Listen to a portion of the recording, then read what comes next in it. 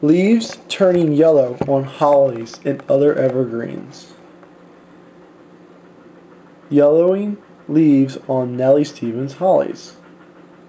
A Nellie Stevens holly has a broad, pyramidal growth habit with lustrous, dark green leaves. However, sometimes these leaves turn yellow. In this case here, this is perfectly natural. These trees have been dug, and when they get dug, they usually do lose some of their leaves.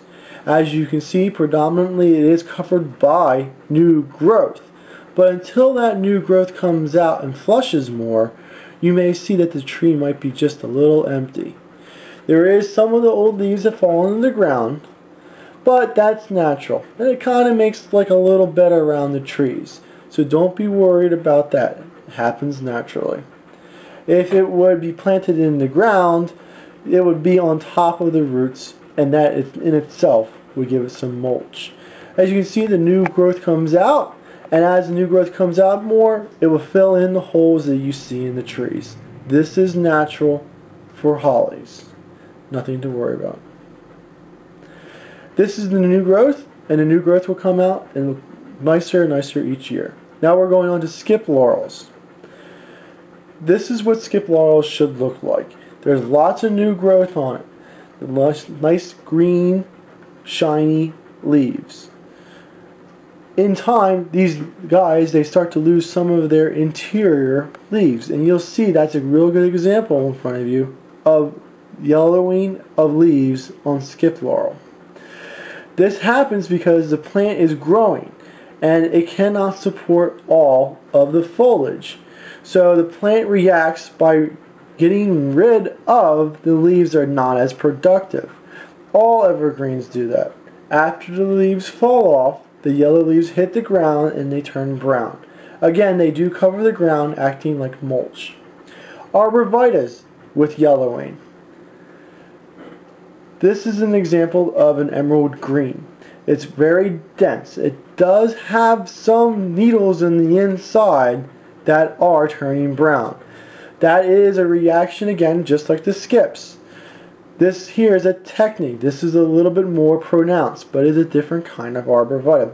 Although it may not look good, it is a natural occurring thing. White pine needles turning yellow. Now, white pines is notorious for having fall needle loss in the fall. This picture is taken in the fall, and if you see the yellow needles, that is natural. Every now and then, when you dig a white pine in the spring, they do have that. That's just a part of the nature of the beast. Keeping plants healthy with proper watering.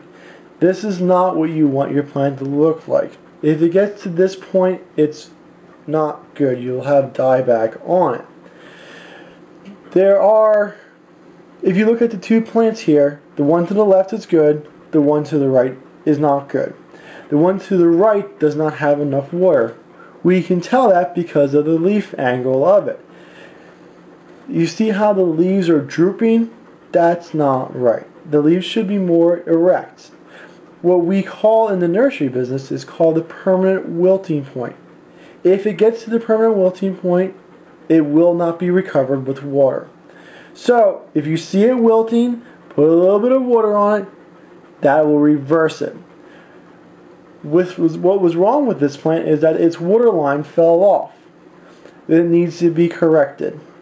We just reattach the spike to the water, put it back onto the plant, and make sure it gets water. Because if it wilts too much, it gets to the point where it will not come back. So we might have to make sure it does not end up like this. This is past where it can come back. There is some parts that are still good, but the plant is too stressed out and there's not been enough water, whether it's been too much water and drowned the roots or not enough at all. Do not rely on natural rainfall. The first year that you plant a plant, you cannot rely on the rain. There's a couple reasons for that. First off is that if there's a light amount of rain, it may not get any water to the roots. The leaves may block it. Most of our plants that we grow, the foliage extends past where the root ball goes to. Therefore, the rain coming down does not get to where the roots are. So we have to make sure that whatever plant, wherever you get it from, that when you put it into the ground, that it receives enough water. Vigilance is your best defense. Always keep track of how much water and how moist the plant is.